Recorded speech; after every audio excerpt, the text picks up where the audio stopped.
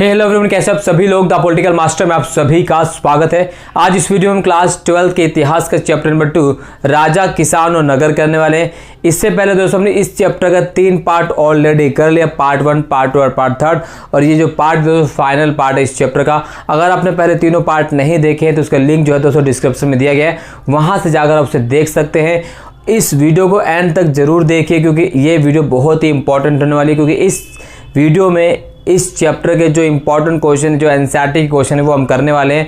Video बहुत ही interesting होने वाली है, प्लीज़ एंड तक देखिएगा, बीच में इसकी बिल्कुल मत कीजिएगा। वीडियो अच्छी लगे तो लाइक शेयर कमेंट जरूर कीजिएगा। और चैनल पर नए और चैनल को अभी तक सब्सक्राइब नहीं किया है तो सब्सक्राइब जरूर कर लीजिए और बेल आइकन को प्रेस जरूर कर लीजिए। दोस्तों चलिए बात करते हैं दोस्तों आज के हमारे इंपॉर्टेंट टॉपिक का। जो सबसे पहला टॉपिक है दोस्तों वो है कि महाजनपदों के विशिष्ट अभिलक्षण, यानी जो महाजनपद के बारे में हम बात कर रहे थे उनकी प्रमुख विशेषताएं क्या थी या उनके प्रमुख अभिलक्षण क्या थे। तो अगर हम बात करें दोस्तों महाजनपदों की, तो महाजनपद जिसकी जानकारी हमें अभिलेखों से मिली है, ठीक है, जिनकी जानकारी हमें अगर हम बात करें तो जो बौद्ध ग्रंथ हैं और धार्मिक ग्रंथ हैं, जैन ग्रंथ हैं, उनसे भी मिली है, मैगजीन की इंडिका से मिली है। तो उन 16 महाजनपदों की कुछ अपनी विशेषताएं थी, क्योंकि आप सभी को पता है कि महाजनपद थे और महाजनपद में हर महाजनपद की अपनी राजधानी भी होती थी, जिस प्रकार से वर्तमान में राजधानी होती हैं। राजधानी काफ़ी विकसित होती थी और इन्हीं महाजनपदों में से एक महाजनपद था मगध। मगध साम्राज्य भी काफ़ी विकसित था, इसके बारे में हमने आपको बता दिया है। तो कंप्लीट जो महाजनपद थे उनकी क्या विशेषताएं थी, क्या अभिलक्षण थे, एक बार हम देख लेते हैं। तो चलिए दोस्तों सबसे पहले बात करते हैं जो सबसे पहली विशेषता थी महाजनपद की, वो क्या है कि अधिकांश महाजनपदों पर एक राजा का शासन होता था। जी हाँ, अधिकांश महाजनपदों पर एक राजा का शासन होता था। बट ऐसा नहीं था कि प्रत्येक महाजनपद पर एक राजा का शासन होता है। ऐसे बहुत सारे जनपद थे जहाँ पर गढ़ और संघ के माध्यम से भी लोग समूहों में शासन किया करते थे। जी हाँ, बहुत से ऐसे महाजनपद थे जहाँ पर गढ़ संघ के माध्यम समूहों के द्वारा शासन किया जाता था। और इन्हीं समूहों की अगर हम बात करें तो इन्हीं में से 2 व्यक्ति थे जो बहुत ही महत्वपूर्ण है। वो कौन थे? महात्मा बुद्ध और महावीर। तो ये वो उन्हीं गढ़ों से संबंधित थे, उन्हीं समाज संबंधित थे जो आगे चलकर नए धर्म की स्थापना करते हैं दोस्तों, ठीक है। तो ये पहली विशेषता क्या थी कि अधिकांश महाजनपदों पर एक राजा का शासन होता था। गढ़ एवं संघ के नाम से विख्यात राज्यों पर कई लोगों के समूह का शासन भी होता था। और इन्हीं समूहों में से 2 समूह मैंने आपको नाम बता दिया, कौन के? भगवान महावीर, ठीक है, तो है भगवान महावीर स्वामी और महात्मा बुद्ध। इन्हीं, ठीक है, महात्मा बुद्ध इन्हीं संघों से संबंधित थे, वज्जी कुल में से एक है दोस्तों। दूसरी जो सबसे प्रमुख विशेषता है, अभिलक्षण, वो है प्रत्येक महाजनपद की एक राजधानी होती थी। हर महाजनपद की एक राजधानी होती है। जैसे वर्तमान में भारत के राज्य है दोस्तों, हर राज्य के अपने एक अलग राजधानी है, और ठीक उसी प्रकार से महाजनपदों की भी अपनी एक राजधानियाँ हुआ करती थी। और राजधानियाँ चारों तरफ से किलों से घिरी होती थी, ठीक है। मान लेते हैं कोई राजधानी है तो ये जो राजधानी दोस्तों ये चारों तरफ से किले से घिरी होती थी। और इस राजधानी की रक्षा करने के लिए तमाम अंगरक्षक, तमाम सेना वहाँ पर लगी रहती थी, जिससे कोई आगजनी ना घटित हो या कोई उस पर आक्रमण ना कर दे। राजधानी पूरी तरह से सुरक्षित थी, जैसे वर्तमान में अभी राजधानी काफ़ी सुरक्षित होती है दोस्तों। वो अलग बात है कि आजकल कोई भी सुरक्षित नहीं है, चाहे वो राजधानी हो चाहे स्टेट हो, हर जगह तमाम प्रकार की घटनाएं घटित हो रही है, बट पहले काफ़ी ज़्यादा सुरक्षित थी। चलिए अगला है दोस्तों, प्रत्येक महाजनपद की एक विशेष एक राजधानी होती है, हमने बता दिया। तो अगला है धर्मशास्त्रों में एक शासक सहित अन्य सामाजिक वर्गों के लिए नियम थे। क्योंकि दोस्तों 6वीं शताब्दी ईसा पूर्व में ही ब्राह्मणी ग्रंथ या धार्मिक ग्रंथों की रचना की गई। जैसे अगर हम बात करें ग्रंथों की तो उसमें ऋग्वेद, अथर्ववेद, यजुर्वेद, सामवेद, पुराणों की भी रचना की गई। और इन्हीं धर्म ग्रंथों में, धर्मशास्त्रों में जो है राजा के लिए नियम भी थे और प्रजा के लिए भी नियम थे। क्या राजा को क्या करना चाहिए, प्रजा को क्या करना चाहिए, तो तमाम प्रकार के नियमों की श्रृंखला दी गई थी। जैसे वर्तमान में देश के संचालित करने के, देश को सुव्यवस्थित रूप से चलाने के लिए, शासन व्यवस्था को सुचारू रूप से चलाने के लिए देश में प्रत्येक नागरिक को अधिकार संविधान के माध्यम से दिए गए हैं। ठीक वैसे ही इन महाजनपदों में जो कानून बनाए जाते थे, जो नियम बनाए जाते थे, वो धर्मशास्त्रों के अनुसार, ठीक है। और धर्मशास्त्रों के अनुसार जो है ब्राह्मण वर्ग को अधिक महत्व दिया गया, क्षत्रियों को फिर इससे कम, फिर वैश्य को इससे कम, और शूद्र को सबसे कम महत्व दिया गया था। राजाओं को भी अधिकार उसी से मिलता था और जो निचले तबके के लोग थे उनको भी अधिकार वहीं से मिलता था। क्लियर, ठीक है। नेक्स्ट है दोस्तों कि शासकों का काम किसानों, व्यापारियों, शिल्पकारों से कर तब भेंट लेना था। यानी जो महाजनपद के 16 महाजनपद जो शासक थे, जो राजा थे, उनका क्या काम था? उनका काम था किसानों, व्यापारियों और शिल्पकारों से कर तथा भेंट लेना। भेंट लेने से अनुदान प्राप्त करना, टैक्स लेना। हाँ, हालांकि इनके एवज में जो है, इस अनुदान, इस कर के एवज में जो राजा थे, जो शासक थे, व्यापारियों को सुरक्षा प्रदान करते थे। जैसे अगर हम बात करें कि मौर्य साम्राज्य को आते आते जो है व्यापारी काफ़ी सुरक्षित हो गए, क्योंकि इससे पहले व्यापारी जब व्यापार किया करते थे उन्हें जान और माल दोनों को नुकसान होता था। तो इसी सुरक्षा के लिए जैसे वर्तमान में सरकार जो टैक्स लगाती है और उसके लिए आपके उसी टैक्स के पैसे से जन कल्याणकारी को किया जाता है, सेना को मजबूत किया जाता है, हर हमारी बेसिक स्ट्रक्चर को मजबूत किया जाता है। ठीक वैसे ही इस महाजनपद काल में जो शासक कर लेते थे, भेंट लेते थे, उसके एवज में व्यापारियों को, लोगों को सुरक्षा प्रदान की जाती थी और लोगों को जो है कह सकते हैं कि उचित जीवन प्रदान किया जाता था। क्लियर। अगला है धन जुटाने के लिए पड़ोसी राज्यों पर आक्रमण करना वैध था। जी हाँ, जैसे अगर हम उसी महाजनपद काल की बात करें तो जनपद जो थे अपने से आज पड़ोसी राज्यों पर आक्रमण करके धन जुटा सकते थे, उसे वैध माना जाता था। क्योंकि दोस्तों आय का कोई दूसरा साधन नहीं था, या तो कृषि कर प्राप्त होता तो उतनी मात्रा में खेती होती नहीं थी, तो राज्य अपने आप को शक्तिशाली देने के लिए या शक्ति प्राप्त करने के लिए किसी दूसरे राज्य पर कब्जा कर लेते थे और उसको लूट कर, उसको जीत कर जो है अपने राज्य की जो कह सकते धन वैभवता है या अपने राज्य की विशालता उसको मजबूत किया करते थे। तो ये वैध तरीका हुआ करता था। इसके अलावा धीरे धीरे महाजनपदों, कुछ महाजनपदों में दोस्तों जो है स्थायी सेना रखने का प्रचलन भी चलने लगा। यानी पहले स्थायी सेना तो नहीं होती थी, लेकिन धीरे धीरे हमने कई महाजनपदों में देखा कि स्थायी सेना रखा जाने लगा। सेना जो वेतन भोगी होने लगी। पहले सेना जो है किसानों के माध्यम से या अन्य लोगों के माध्यम से सेना का संचालन किया जाता था, जो समय समय पर सेनाओं में सैनिकों का काम भी करते थे। बट अब देखा गया कि धीरे धीरे जो है सेनाओं में सैनिक भी रखे जाने लगे, उनको वेतन दिया जाने लगे, स्थायी सेना का प्रचलन भी चलने लगा। तो ये है दोस्तों कुछ महाजनपदों की अभिलक्षण या विशेषताएं, प्रमुख विशेषताएं।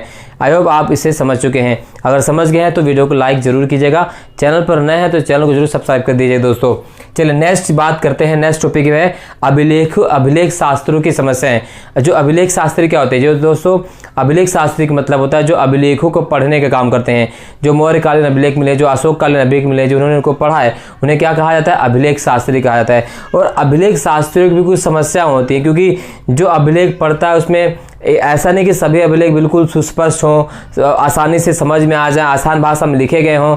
तो अभिलेखों को समझने, पढ़ते समय, उनको लिखते समय, उस पर काम करते समय अभिलेख शास्त्रियों को जो है ना कई प्रकार की समस्याओं का सामना करना पड़ता है। जैसे वर्तमान में आपको कोई भाषा नहीं आती है तो उसको सीखने के लिए आपको समस्याओं का सामना करना पड़ता है। ठीक है, ठीक ऐसे ही जो अभिलेख शास्त्री है, जो अभिलेखों को पढ़ने का काम करते हैं, लिखने का काम करते हैं, समझने का काम करते हैं और उसको प्रस्तुत करने का काम करते हैं, उन्हें ये सब पढ़ने में काफ़ी समस्याओं का सामना करना पड़ता है। वो कौन सी समस्याएं जिन्हें सामना करना पड़ता है? सबसे पहले कि कभी कभी अक्षरों को बहुत हल्के ढंग से उत्कीर्ण किया जाता है।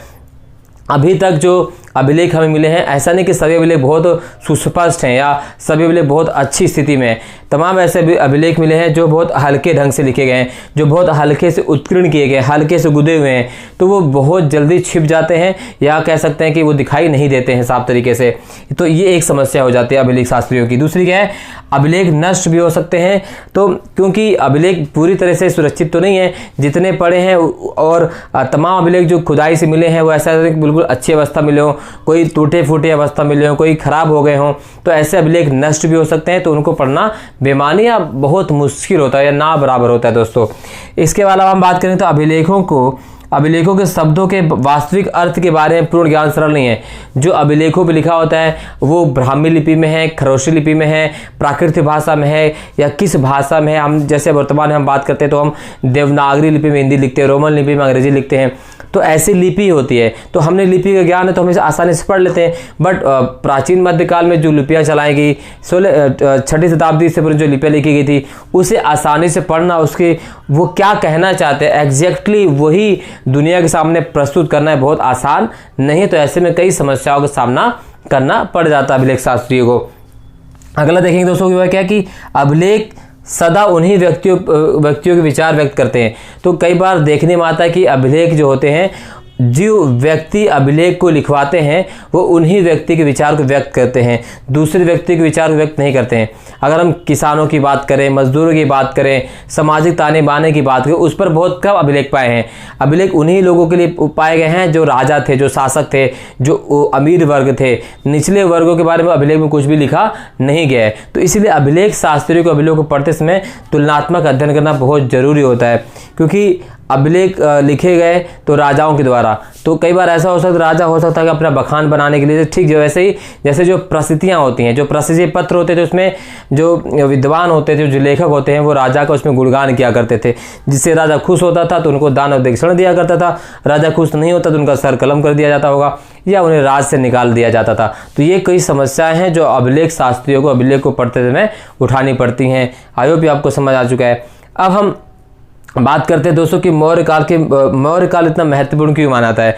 भारतीय इतिहास या भारतीय इतिहास का अध्ययन करते समय मौर्यकालीन समय को इतना महत्वपूर्ण क्यों माना जाता है। तो मौर्य शासन काल को इतना महत्वपूर्ण इसलिए माना जाता है क्योंकि दोस्तों मौर्य काल, अगर हम बात करें, भारत का पहला साम्राज्य था जिसने इतने बड़े स्तर पर साम्राज्य की स्थापना करी थी। उत्तर से लेकर दक्षिण तक, दक्षिण कुछ राज्यों में स्थापना हुई थी। अगर हम पश्चिमोत्तर पाकिस्तान की बात करें, बलूचिस्तान की बात करें, और अगर हम आंध्र प्रदेश की बात करें, उड़ीसा की बात करें, उत्तराखंड की बात करें, तो इतना बड़ा साम्राज्य था और ये भारत का पहला साम्राज्य था। इसलिए मौर्य साम्राज्य काफ़ी महत्वपूर्ण है दोस्तों भारतीय इतिहासकारों के लिए। दूसरा, मौर्य साम्राज्य में तो वास्तुकला पर बहुत ज़्यादा काम किया गया है। इससे पहले जो साम्राज्य, उसमें कोई निर्माण कार्य नहीं किया गया, लेकिन मौर्य साम्राज्य से आते हैं तो निर्माण कार्य पर, वास्तुकला पर, भवन निर्माण कला पर काफ़ी ध्यान दिया गया। इसके साथ ही इतिहासकारों को अध्ययन करते समय कुछ निश्चित तिथियां मिलती हैं, यानी जो अभिलेख मिले हैं उसके अध्ययन से हम अपने इतिहास को समझ पाने में काफ़ी सही साबित हुए हैं, काफ़ी आगे निकल पाए। तो ये कुछ वजह जिस वजह से जो है मौर्य काल को जो है काफ़ी महत्वपूर्ण काल माना जाता है भारतीय इतिहास के संदर्भ में अध्ययन करते हुए। चलिए, ये 3 इंपॉर्टेंट पॉइंट हो गए। अब हम बात करते हैं दोस्तों कि मौर्य प्रशासन की विशेषता क्या है। अभी तक हमने देखा अभी कि मौर्य साम्राज्य काफ़ी विस्तृत रूप से फैला हुआ था और मौर्य साम्राज्य के अंदर हर प्रकार की व्यवस्था मौजूद थी, प्रजा सुखी थी। तो ये सारी चीज़ें हमने देखा। अब हम मौर्य साम्राज्य के प्रशासन की विशेषता और अभिलेखण की बात करते हैं।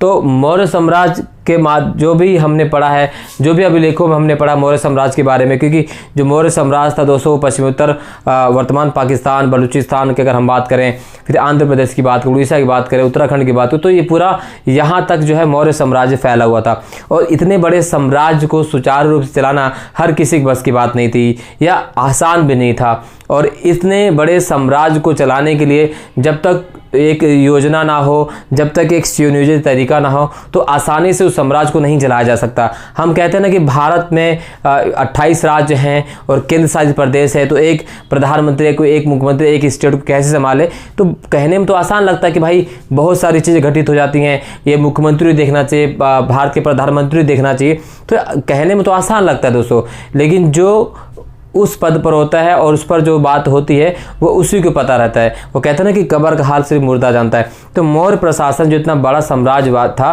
तो इतने बड़े साम्राज्य को चलाने के लिए मौर्य साम्राज्य ने कई तंत्रों का इजाद किया था। उसी में सबसे प्रमुख था कि मौर्य साम्राज्य ने जो है 5 प्रमुख राजनीतिक केंद्र स्थापित किए थे।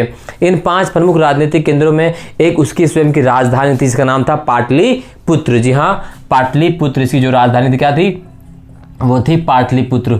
और आप सभी को पता है कि राजधानियाँ शासन के सबसे महत्वपूर्ण अंग मानी जाती हैं। जैसे दिल्ली जो है भारत की प्रशासनिक राजधानी है और यहीं से सभी देशों के साथ हमारे संबंध स्थापित होते हैं। कोई बाहर का डेलीगेट्स आता है तो दिल्ली में आता है, यहीं भी सारी संधियाँ होती हैं। हमारा राष्ट्रपति भवन, संसद भवन सब दिल्ली में, सारी चीज़ों का संचालन, नीति निर्माण दिल्ली से किया जाता है। ठीक ऐसे ही मौर्य साम्राज्य का अपना एक राजधानी था पाटलिपुत्र, वहीं से सभी चीज़ों का संचालन किया जाता था। इस पाटलिपुत्र के अलावा मौर्य साम्राज्य के 4 और प्रशासनिक केंद्र थे। इसमें स्वर्णगिरी, ठीक है, कौन कौन से दोस्तों, अगर आपको मैंने पहले बता रखा था तो वो कौन कौन से दोस्तों, तक्षशिला, ठीक है, तक्षशिला है, तक्षशिला, ठीक है, तोसिल, ठीक है, तोसिल या तोसाली भी बोलता है, ठीक है। इसके बाद हम देखेंगे स्वर्णगिरी, ठीक है, और एक और बताइए, ठीक है, उज्जैनी। तो इस तरह से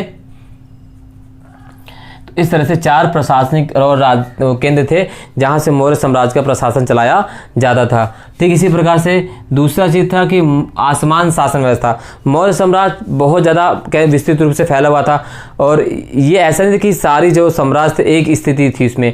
इधर हम देखें अगर अफगानिस्तान के पहाड़ी इलाके देखें, उबड़ खाबड़ इलाके देखें, और दूसरी तरफ उड़ीसा का जो है तटीय क्षेत्र है, तो आसमान शासन व्यवस्था थी। और अफगानिस्तान में जो तरीका था वो अलग तरीका होगा शासन करने का, उड़ीसा में जो शासन करने का तरीका वो अलग होगा। तो आसमान शासन व्यवस्था को बखूबी संभाला गया था मौर्य साम्राज्य के द्वारा। ठीक है, इसके बाद देखेंगे प्रांतीय केंद्रों का चयन।